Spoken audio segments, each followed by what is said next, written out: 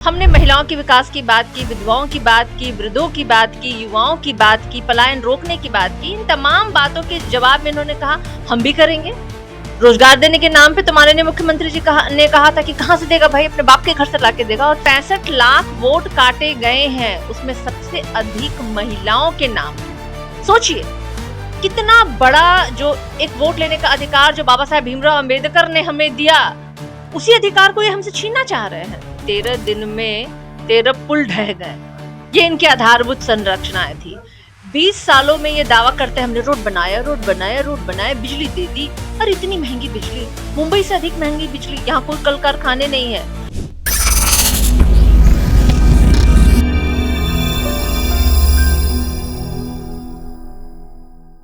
नमस्कार, आप देख रहे हैं अशोका न्यूज। मैं हूं आपके साथ सृष्टि सिंह। अभी हम मौजूद हैं राजद के पार्टी कार्यालय में। आपको पता तो होगा कि बिहार में वोटर अधिकार महायात्रा चल रही है, जिसको लेकर नेता प्रतिपक्ष तेजस्वी यादव और राहुल गांधी उस यात्रा का नेतृत्व कर रहे हैं, जिसके परिणाम स्वरूप हमने देखा कि 20 अगस्त को जदयू से भी एक यात्रा का आगाज किया गया। उमेश कुशवाहा जी ने उसे हरी झंडी दिखाकर उस यात्रा का आगाज किया। अब उसको भी लेकर एक और यात्रा का हमें आज आगाज होता हुआ दिखाई देगा शाम के 5 बजे, जब राबड़ी देवी आवास से पूर्व उप मुख्यमंत्री राबड़ी देवी के आवास से तेजस्वी संदेश रथ यात्रा निकलेगी। और वो यात्रा जो है युवाओं को पटना के विभिन्न जिलों में भेजेगी, जहां पर वे प्रचार प्रसार करेंगे और बताएंगे कि किस प्रकार से जदयू के शासन काल में क्या ऐसी कमी रह गई है जो शायद जो अभी आने वाले समय में अगर जीतती है राजद, तो उनके शासनकाल में ऐसा नहीं होगा। अभी हमारे साथ इसी सिलसिले में मौजूद है प्रदेश प्रवक्ता राजद की सारिका पासवान जी। इनसे बातचीत करते हैं और जानते हैं कि आखिर क्या मकसद है इस यात्रा के पीछे।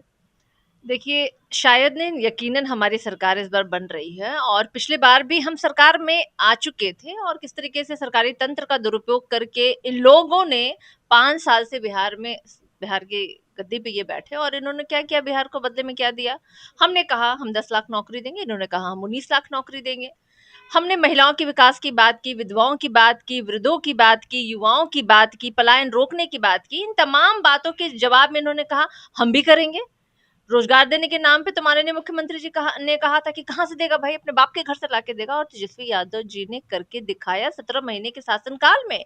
और पूरे बिहार में नहीं, पूरे भारत में नौकरीदाता के रूप में तेजस्वी यादव जी को आज लोग जानते हैं। ये हमारे 17 महीने की गई काम की उपलब्धि है। देखिए, जिस तरीके से अभी एसआईआर के नाम पे बिहार के लोगों के वोट के अधिकार को छीना जा रहा है, वो कौन लोग हैं? दलित हैं, पिछड़े हैं, गरीब हैं, महिलाएं हैं। और अभी आपने देखा होगा जो 65 लाख वोट काटे गए हैं, उसमें सबसे अधिक महिलाओं के नाम है।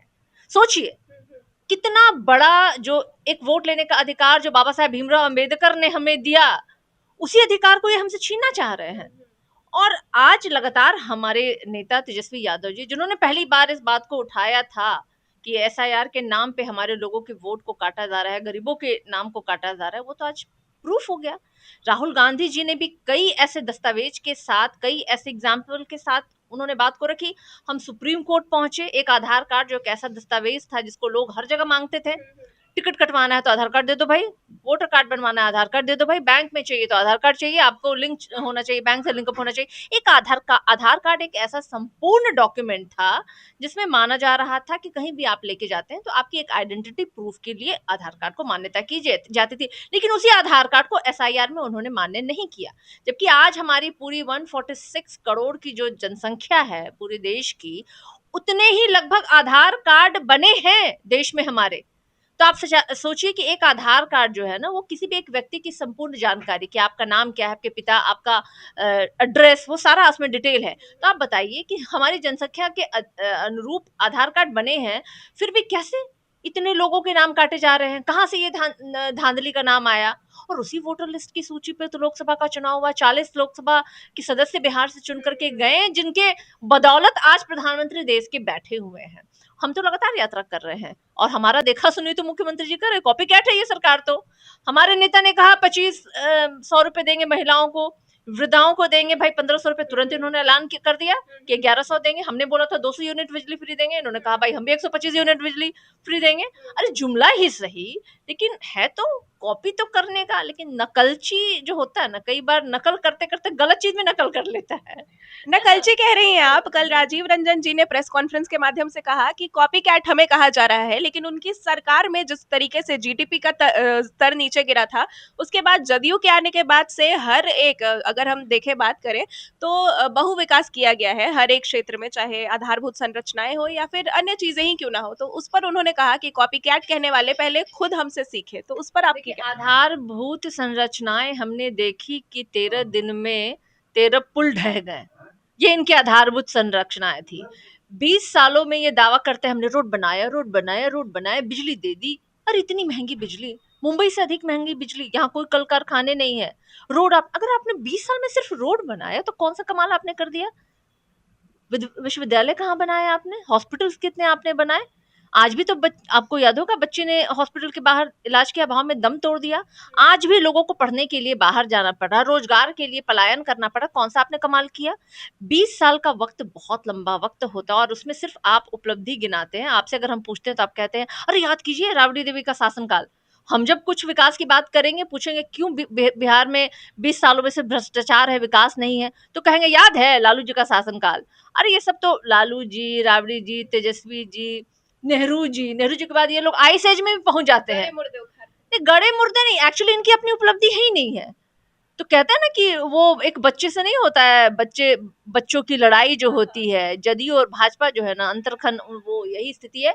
और नीति आयोग की रिपोर्ट में रिपोर्ट कार्ड है बिहार का 20 साल के विकास का। मुझे नहीं बोलना है भाई, नीति आयोग की रिपोर्ट कार्ड इनके सामने रखिए, तो दूध का दूध पानी का पानी है। तो किया क्या आपने। मेरा एक और सवाल है। आपने कहा कि ये जो एसआईआर का विषय चल रहा है, इसके कारण, इसके परिणाम स्वरूप 35 से 40 लाख वोट काटे गए हैं वोटर लिस्ट से, और सबसे ज्यादा जो 65 लाख, जी, तो 65 लाख वोट काटे गए हैं, और सबसे ज्यादा इसका दुष्परिणाम भोगने को मिला है अल्पसंख्यकों को, दलितों को और महिलाओं को। लेकिन कुछ ऐसे केसेस भी सामने आते, जैसे रंजू देवी का केस हो गया, उनको सामने लाया गया। राहुल गांधी के तो पता चला उनका नाम तो शामिल था, साथ ही मिंता देवी वाला केस था। तो दोनों महिलाएं जो है अब विरोध कर रही हैं। इसको लेकर क्या लगता है आने वाले चुनाव में होगी बाधा।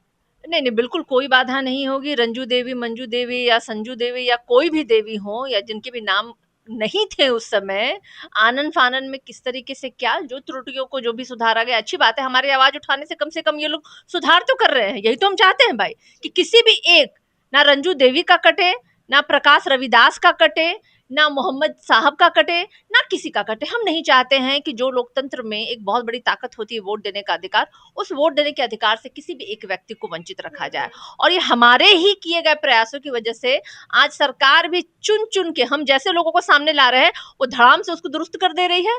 तो ये तो हमारी उपलब्धि है ना, ये तो हमारी ताकत है, और इसी ताकत को तो हम दिखाना चाहते हैं। लोकतंत्र में अधिकार सबको है वोट देने का, और किसी एक के मत का अगर आप हनन करेंगे तो बिहार लोकतांत्रिक जननी है, लोकतंत्र की जननी है, हम इसे कतई नहीं होने देंगे। और हमारे नेता उसी संघर्ष को सड़कों पे लड़ रहे हैं।